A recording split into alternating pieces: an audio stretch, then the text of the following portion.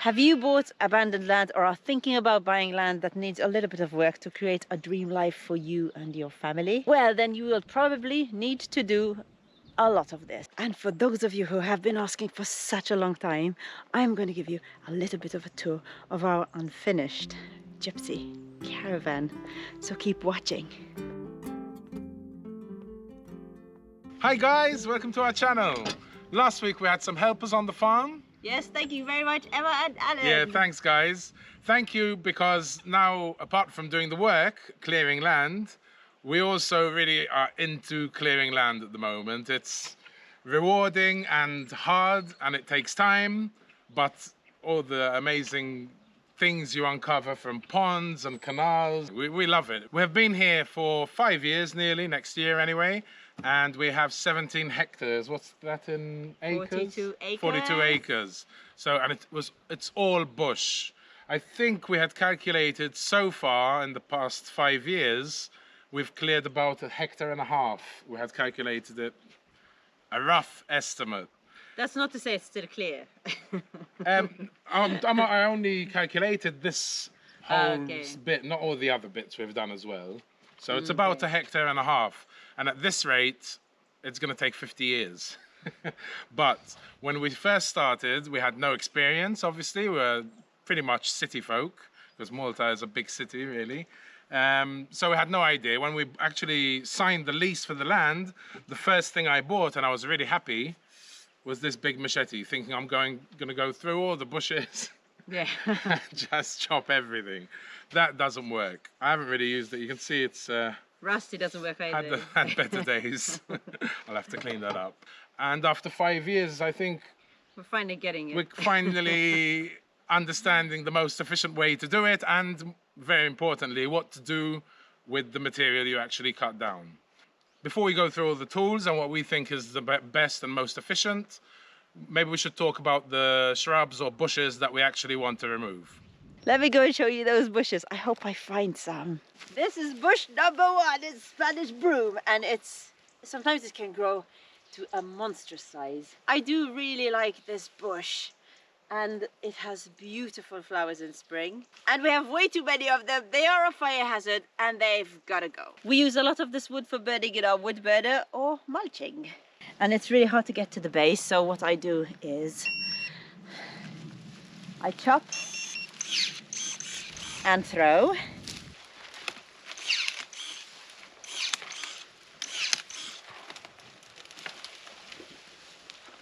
So I'm cutting the tops that we don't need, putting them in a pile to burn them. That's step number 1. And then I cut these and put them in a pile, and we use these for firewood. Next year though, they need to dry out first. Meatball, you want it? Meatball helps, look. He helps to debark them. And then when that is done, and I've taken them all off, which I'm not going to do, by the way, because Meatball insists on staying in the way, and I can't use this when he's this close because it's dangerous. So then I leave them like that, and Luke will come and take the bottom out with the chainsaw. This is the bush number 2 that we're going to remove, and it is one of our most hated ones. We're not sure what it's called. We think it's some type of broom. And its branches grow really haphazardly all over the place, so it's really hard to cut them down. Once you get to this stage, let's see if it's easy, this one. You have to find the right way to push it, and then you should be sweet. So, no. Oh, yes.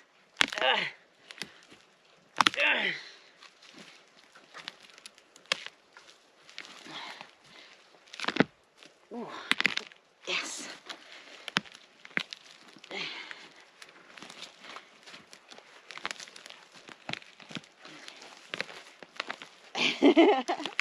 Yeah! Let me just touch on animals and clearing land bit for a second, because now we have a little bit more experience and I would like to share it with you guys if you are thinking of getting any animals to help you clear land. A while ago we watched a documentary about goats and how they helped this huge piece of land clear it out of all the brambles. But what we didn't know is that if you want them to clear land, they have to be stuck in that enclosure all day, and they'll be tackling them all day. Otherwise, the way I chose to do it, just taking them out for walks twice a day isn't enough, because they get to just take a leaf from here, leaf from there. They don't make any difference. The difference is me cutting brambles down every day. The goats are not much help, I'm afraid. As much as I love their company, that is all they're good for. Until the girls have babies, that is all they're gonna give us. Move on slowly. Until the girls have babies and can give us milk, that is absolutely all we're getting out of them. But then we got little piggies, and now I know what it is like to have an animal to help you clear land, because they are doing just that. If you don't want an animal to be digging up the ground all day, then the pigs aren't for you. Because these kuni pigs eat grass and they dig, which is perfect, but they don't touch your trees like these guys do. And Meatball's upset because I'm telling you that. I'm not gonna give him away. He's getting upset, eh, Meatball? I'm not gonna give you away, you're just useless. Like totally useless right now. Unless I'm doing the chopping and they're doing the eating, he does absolutely nothing. We have gotten comments like, if you lock them up somewhere, they will eat the grass, but in their enclosure, they're locked there for 4 or 5 hours a day, and they don't touch it. Luke has to trim the grass every year. The only reason he doesn't have to trim it this year, guess what it is? We're letting the piggies in and they're digging it. I'm totally happy with the pigs, and by my experience, which isn't much, but it's a 1.5 years with goats and 6 months with pigs, I suggest pigs are really good land cleaners, much better than goats. Now, let me show you the last bush, which is the rock rose. I will put the Latin name over here. And these are not as hard as the others to pull out. If they're really big like this plant, I think Luke will manage, and not me, but I will try and struggle with it now and show you. But normally it comes out, when it's smaller, I do them, and it doesn't take long to get them out. And because it's been raining, the ground might be softer. We'll see.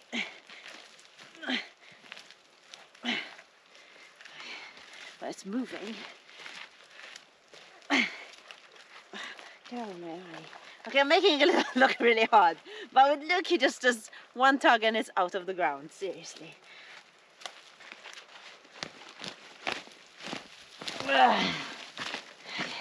And this is how we tackle the third one.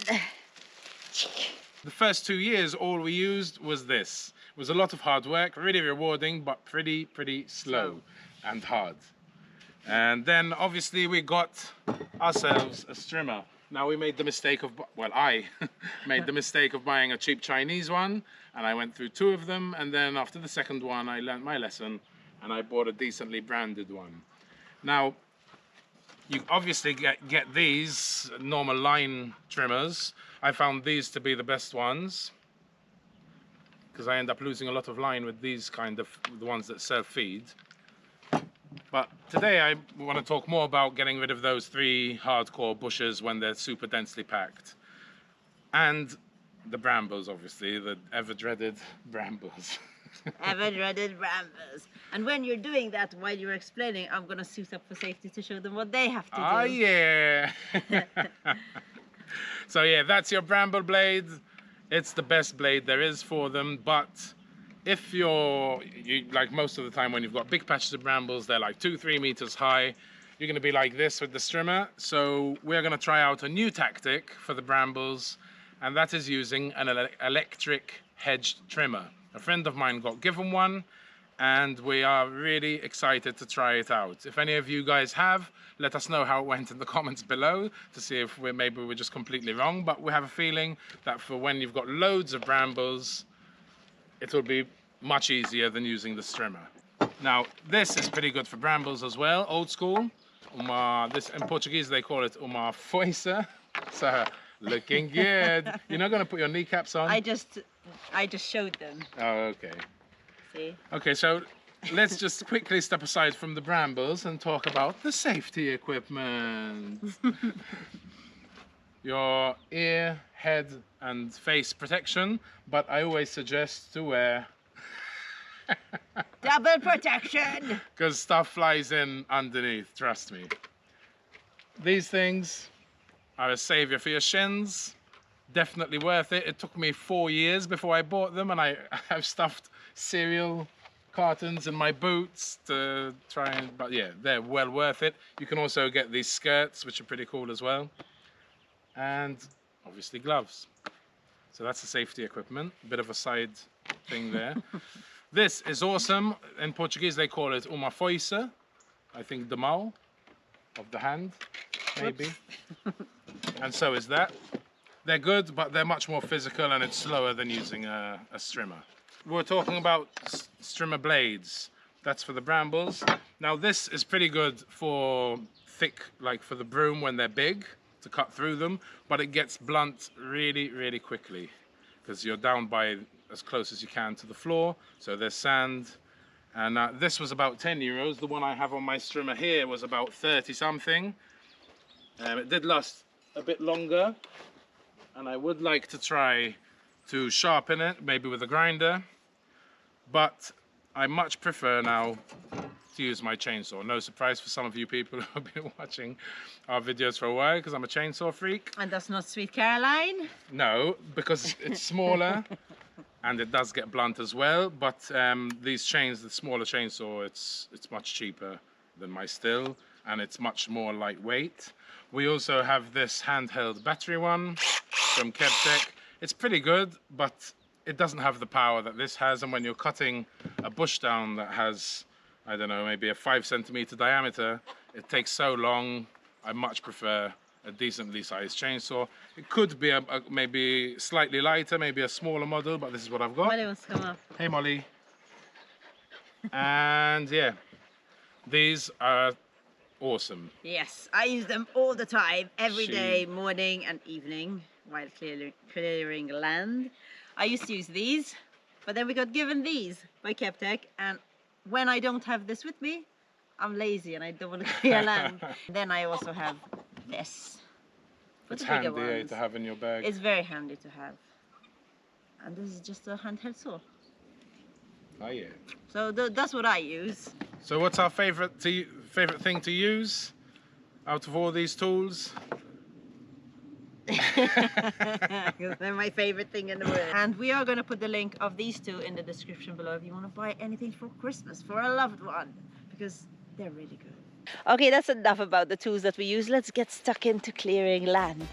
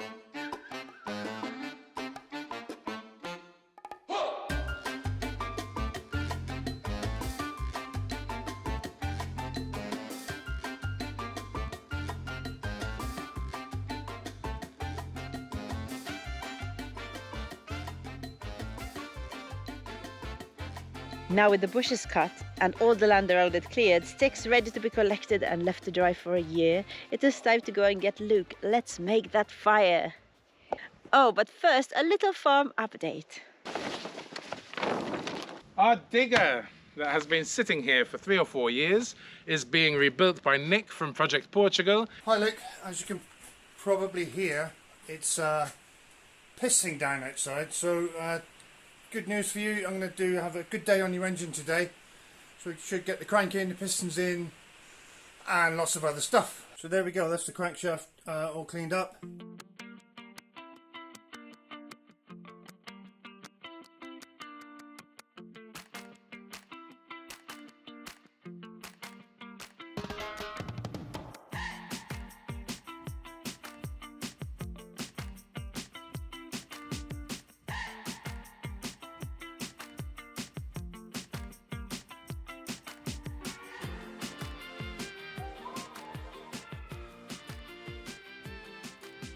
A and A. We have a B and a B.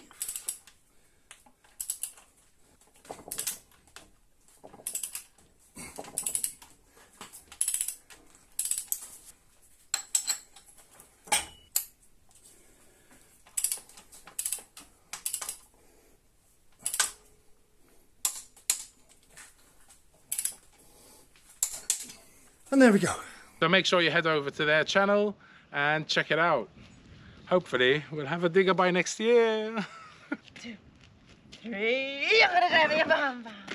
1, 2, 3. I'm gonna grab your bum bum. Molly, where's the car? Oh my goodness. Where's the car? Where's your seat belt? Where's your seatbelt? Where's your seat belt? And where's the car? Ah, there's no car there. No car anywhere. Our car is at the mechanics and they've had it for about a week and a half, but hopefully we'll get it back in a week and then we'll be sweet. I have been using the e-bike and some friends have been helping out as well, so hopefully that will be sweet. Come Maggie, like come. I want to give you a little Maggie update too, where she is okay. She ate something bad last week and she suffered for a whole day, but now she's 100% good. But what I really want to share with you is the cuteness that is Peppa when she couldn't understand what happened to Maggie. Peppa, what's wrong with Maggie? What's wrong with your sister, Peppa? What's wrong with Maggie, Pep? Push her again. Tell her you want to play.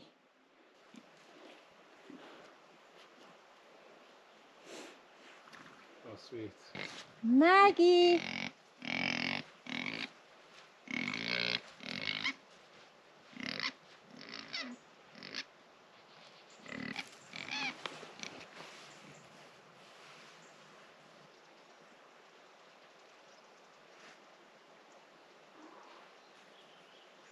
With winter approaching really fast, we normally have a lot of things on our to-do list, but this year we only have 3, but they are 3 pretty big things. So one is our winter garden, to prepare it and take care of it. Number 2 is the land clearing. That's going to be a constant all throughout winter with our new system.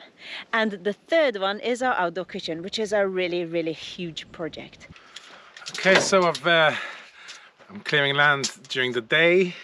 And at night, I've been working on the outdoor kitchen, just doing some of the footings. And the reason why I started working at night is because of the laser, just to make sure I get everything proper, which means I can't really film much in the dark. But I'm enjoying it. I'm getting a few more hours work in. I mean, you know, summer you can't work much because of the heat, and then as soon as autumn and winter kicks in, the hours, sunset is so much earlier, so you're losing time. So if you don't put in a few more extra hours, you'll never get anything done. So yeah, I'm really enjoying working at night, even though it is a bit chilly. Hopefully I'll get this done over the next week. I'm just doing footings for the wooden columns. I have 8 to do, so 2 down, 6 to go. Land clearer by day, outdoor kitchen builder by night.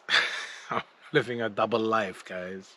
Once this outdoor kitchen is complete, we will be able to move our kitchen into the outdoor kitchen, of course, and that will be our full-time kitchen. And then we can start doing all the finishing touches on our Gypsy caravan, which we have been waiting to do for over 2 years now. But for today, I decided that I'm going to go for it. We've gotten a lot of messages from you guys because you want to see the inside of our Gypsy caravan.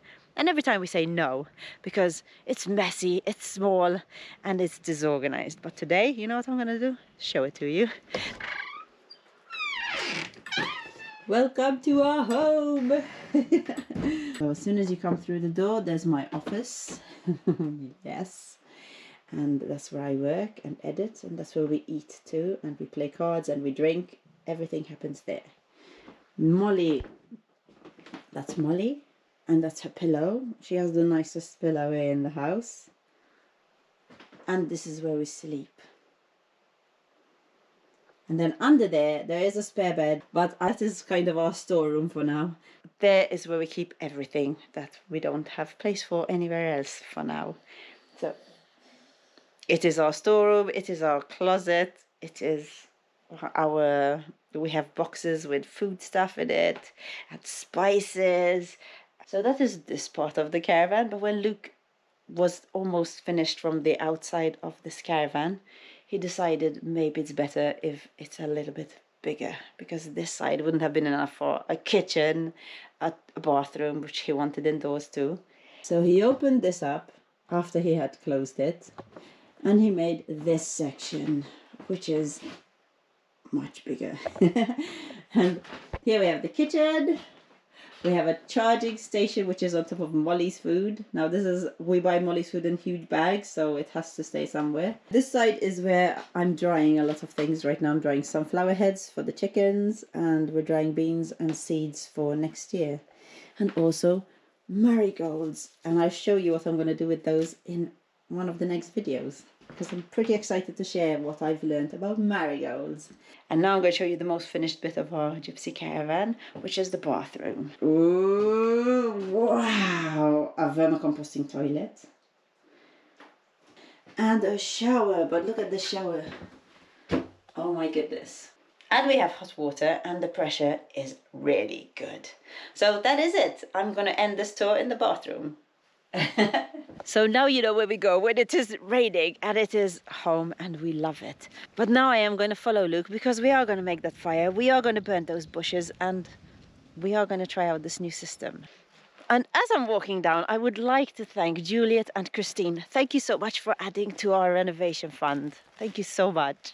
Beep, beep, beep, beep, beep.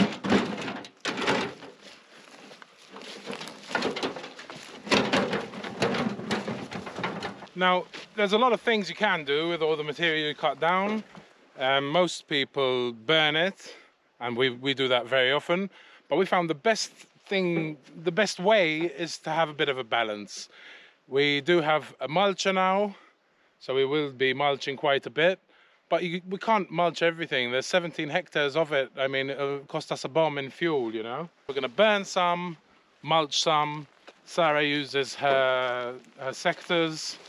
And we keep stuff for kindling. Then we keep the thicker bit so we can make biochar. I am planning to buy a big metal drum, and hopefully we'll be doing that this year. And now we're also keeping some long broom bendy pieces so we can try water fencing and stuff like that. So yeah, we think a balance. How you can see that second terrace.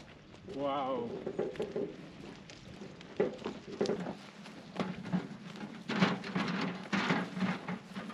Even burning takes so much time. When you clear an area, if it takes you 8 hours, you've got at least 8 hours to collect everything so you can burn it. So now we're trying out a new system, and I think it's going to work. We're just throwing them into big bunches like this and compacting them down like this. And hopefully we'll just light it with a blowtorch. Boom, and it's done. Instead of having one fire pit and gathering everything we cut down, we just do pyres at a safe distance, and then we just have to light them. It burns out, and then you don't get a pit where it's on for 2 days because it's so hot, because you burnt so much material. So like this, we're going to do it now. We've got 1, 2, 3, 4. That one's a bit close. Maybe we'll leave that one for now. Let me quickly get permission for a fire. 4 gush. Okay, sorted. We can do it. I'm gonna grab a bucket of water just in case. I'm not even gonna dig around it.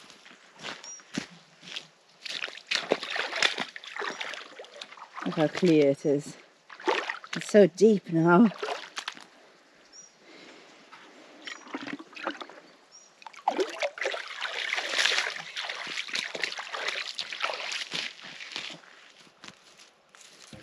So I have a bucket of water, but close by we do have the pond if we need it. And we wouldn't be trying this if it wasn't so rainy. The ground is very wet, so we're just gonna do it like this. But normally, yeah, there's rules to follow.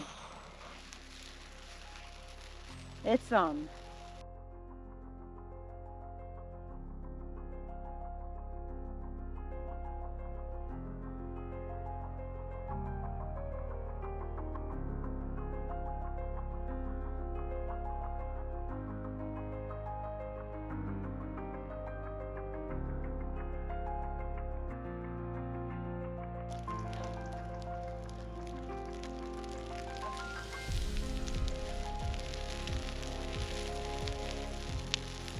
Works well, eh, the system, look.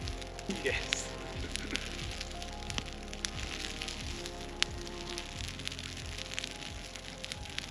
At least if you stack while you're cutting, it takes out a lot of the work. It's the same as in kitchens, eh? Clean as you go.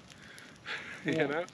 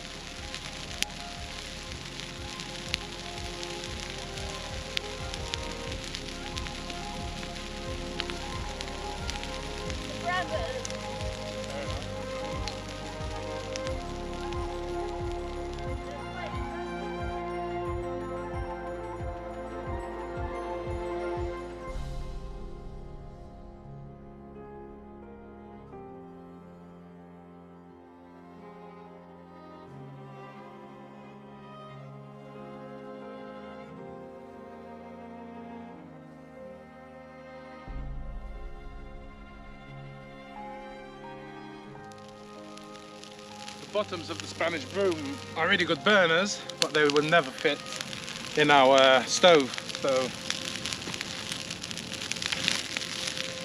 we can burn that. And these we can keep for biochar.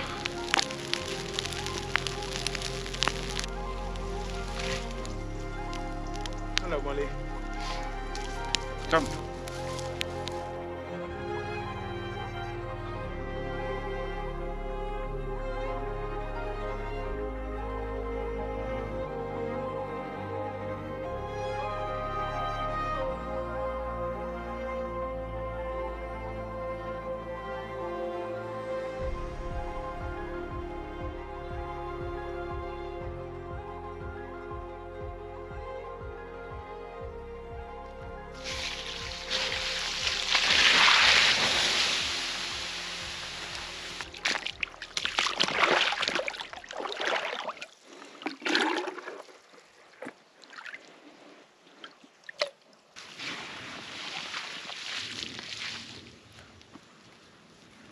I took all the big ones. Cool.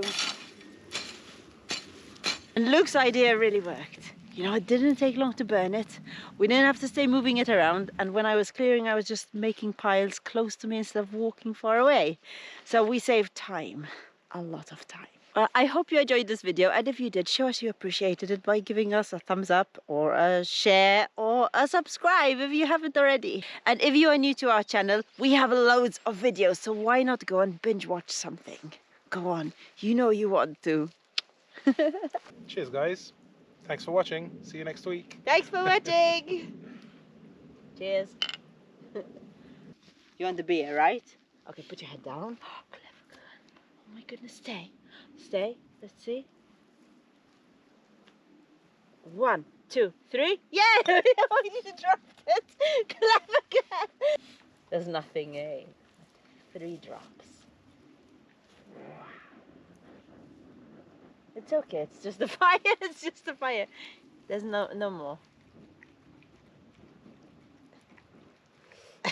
There's nothing in it. She's just gonna keep going.